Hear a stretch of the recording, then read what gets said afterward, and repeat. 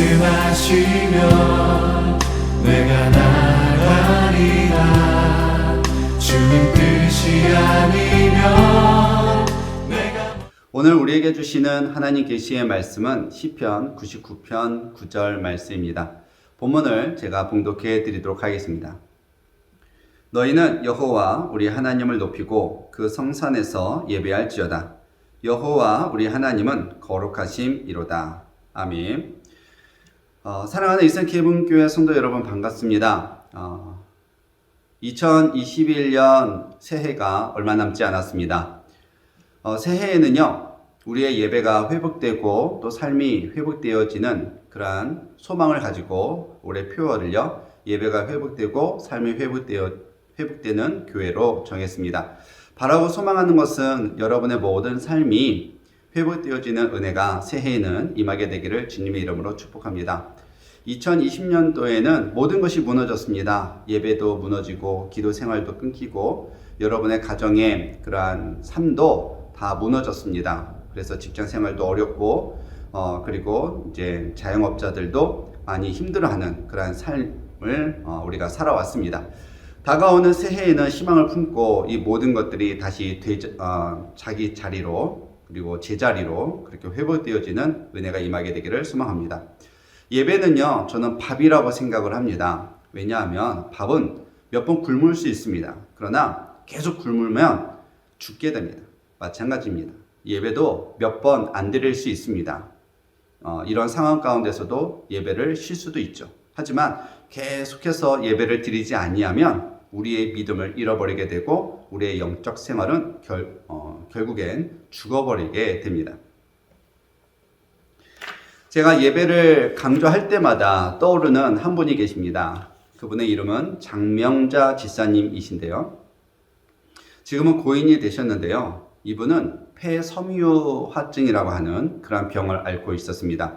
쉽게 이야기하면 폐가 점점 굳어가는 그런 병입니다. 불치병입니다. 고칠 수 있는 방법이 없습니다.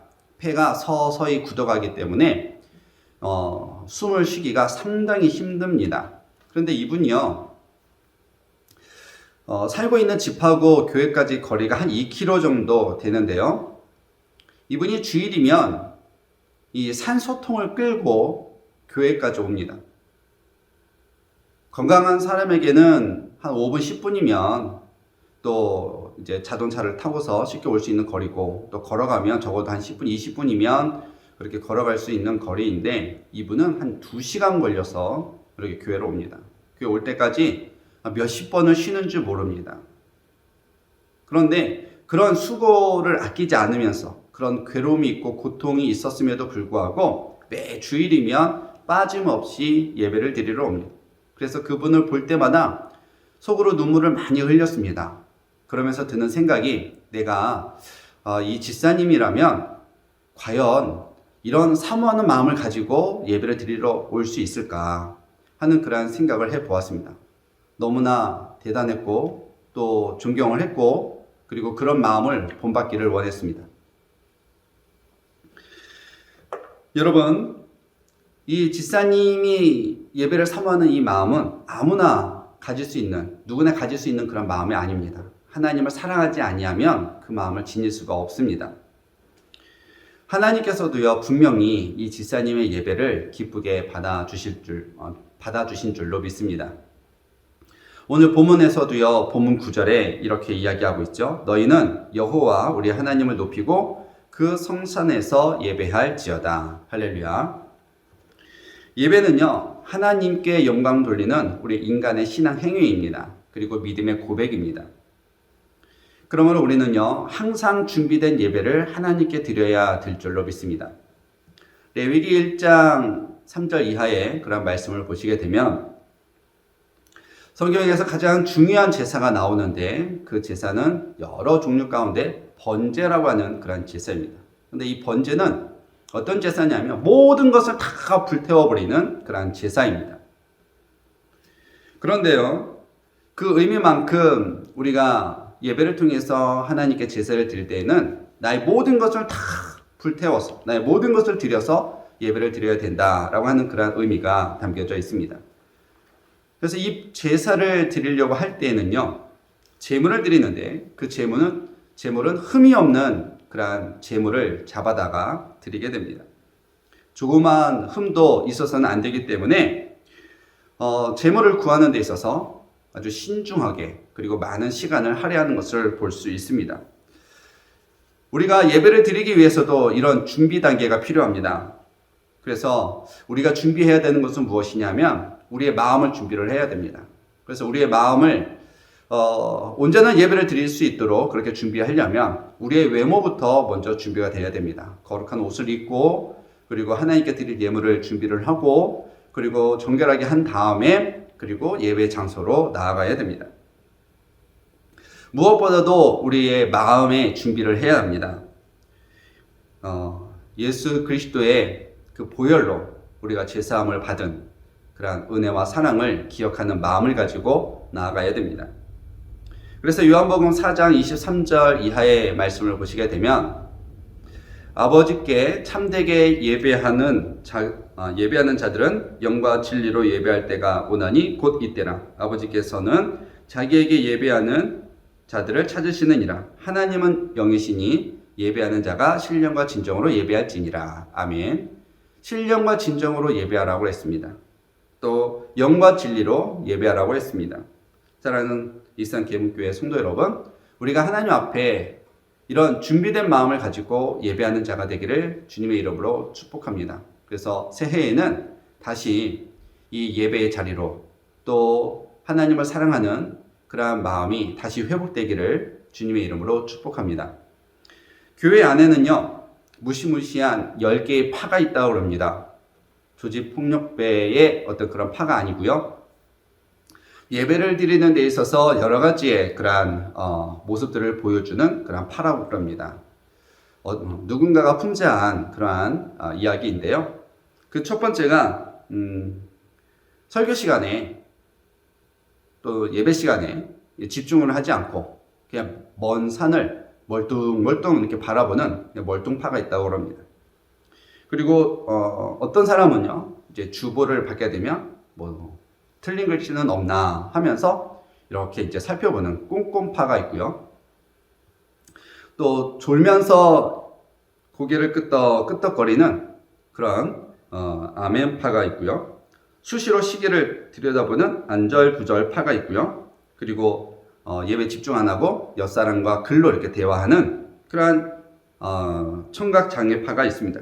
예배 후에는요, 회의만을 생각하는 그런 회의 염려파가 있고, 또 설교 시간에 혼자서 성경 읽는 것으로 하는 나홀로파가 있고요. 찬송을 부를 때에는 심차게 찬송을 부르는 것이 아니라 입만 뻥끗거리는 붕어파가 있고요. 기도 시간에 틈을 노려서 이제는 잠시 이렇게 잠을 자는 그러한 기회주의자가 있고요. 누가 왔나 안 왔나 두리번거리면서 인원을 체크하는 경비파가 있다고 그럽니다. 누군가가 예배드리는 모습을요, 재미있게 풍자한 그러한 유머스러운 이야기인데요. 우리들의 마음 가운데 조금 뜨끔거리는 그러한 내용이 들어져 있습니다. 여러분은 어떤 파에 속해 있습니까?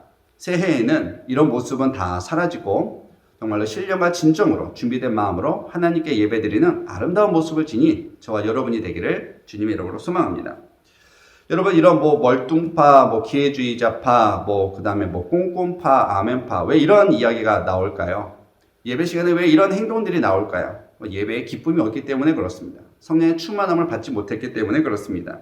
은혜의 감격에 빠지지 않았기 때문에 그렇습니다. 여러분, 그러니까 예배 시간에 예배 집중을 하지 않고 다른 생각, 다른 행동을 하는 것을 보게 됩니다. 하버드대를 졸업한 이윤교 선교사님이 쓴 내려놓음이라는 책에 유명한 예화가 나오죠. 몽골에 살고 있는 이제 벌러르라고 하는 한 자매가 예수님을 영접을 합니다. 그래서 이 자매가 하는 일은 소들을 초원에서 이렇게 돌보는 일입니다. 그래서 저녁 때가 되어서 이 초원에 흩어진 그런 소들을 한 마리 한 마리씩 우리로 집어넣는데 그 많은 소들 가운데 한 마리가 없는 거예요. 그래서 소를 잃어버린 것입니다. 그래서 아빠에게 엄청나게 혼났습니다. 많은 식구들이 이 소를 찾으러 돌아다녔습니다. 그런데 그날이 수요일이에요. 이 자매는요, 예배를 소중하게 여겼기 때문에 소를 찾으러 갈 것인지 아니면 예배를 드리러 갈 것인지 이러한 선택의 기로에서 당당하게 예배를 선택을 했습니다. 그래서 수요 예배에 드리러 갔습니다. 그리고 목사님에게, 선교사님에게 부탁을 하기를, 선교사님 저를 위해서 기도해 주십시오. 제가 오늘 소를 돌봤는데 한 마리를 잊어버렸습니다. 그 한 마리를 찾아야 되는데 지금 온 식구가 찾고 있는데 저는 예배를 드리러 왔습니다. 이 예배를 드리고 난 이후에 소를 찾을 수 있도록 도와주십시오. 이 선교사님이 이 이야기를 듣고 안타깝게 여겨서 거기에 있는 많은 사람들과 예배하는 자들과 함께 간절히 기도했습니다. 하나님, 이 자매의 그런 안타까운 사정을 주님 기억하여 주시고 하나님이 살아서 역사하고 계심을 이 예배를 통하여서 보여주십시오 하고서 간절히 기도를 드렸습니다. 그리고 예배를 마칠 때쯤 이 예배 문 바깥에서 매 하는 그런 소리가 들렸습니다. 놀랍게도 잃어버렸던 그 소가 이 교회를 찾아온 것입니다. 그래서 이 자매는요, 힘들게 소를 찾아다니지 아니하고 이 소를 손쉽게 찾을 수가 있었습니다. 사랑하는 성도 여러분, 다 하나님이 하신 줄로 믿습니다. 여러분, 우리의 선택이 하나님을 선택하고 예배를 선택을 하게 되면 하나님께서는 우리의 삶의 모든 것들을 다 회복해 주는 줄로 믿습니다. 하나님께서는요, 우리의 삶 가운데에 믿음도 회복시켜 주시고, 가정도 회복시켜 주시고, 그리고 기도도 회복시켜 주시고, 직장도 회복시켜 주시는 그런 힘을 지니고 있습니다. 우리가 예배만 드리면 됩니다. 다시 예배의 자리에 나아가기만 하면 됩니다. 참으로 쉬운 것이지만 우리가 그렇게 하지 못하는 나약한 그런 모습을 하나님께 많이 보여드리고 있습니다. 바라기는 여러분 2021년 새해에는 예배가 회복됨으로 여러분의 삶도 회복되기를 주님의 이름으로 축복합니다. 그래서 어떤 예배에 관람자로 있는 것이 아니라 예배에 참여하는 참된 그러한 예배자가 되기를 주님의 이름으로 부탁을 드립니다. 여러분, 우리가 예배를 드리러 갑니다. 예배를 보러 가는 것이 아니라 예배를 드리러 갑니다. 그 예배를 받으시는 분은 여호와 하나님 한 분밖에 없는 줄로 믿습니다. 그 하나님은 여러분을 사랑하고 계십니다. 그리고 기다리고 계십니다. 새해에도 그 하나님은 변함없이 이 예배의 장소에서 여러분을 기다리고 계실 줄로 믿습니다. 여러분, 다시 예배자가 되시기를 부탁을 드립니다. 예배의 기쁨을 찾으시고 또 예배를 통하여서 여러분의 삶이 회복되어지는 큰 축복을 누릴 수 있게 되기를 주님의 이름으로 축복합니다. 이런 은혜를 경험하는 저와 여러분이 되기를 주님의 이름으로 간절히 소망합니다. 함께 기도드리겠습니다. 하나님 감사를 드립니다. 2021년도에는 다시 예배의 자리로, 기도의 자리로 또 나아가기를 소망합니다. 그래서 예배가 회복되고 우리의 삶이 회복되어지는 큰 은혜와 은총을 부어주시옵소서. 모든 것 주님께 맡겨오며 사랑하신 예수님의 이름으로 기도드리옵나이다. 아멘.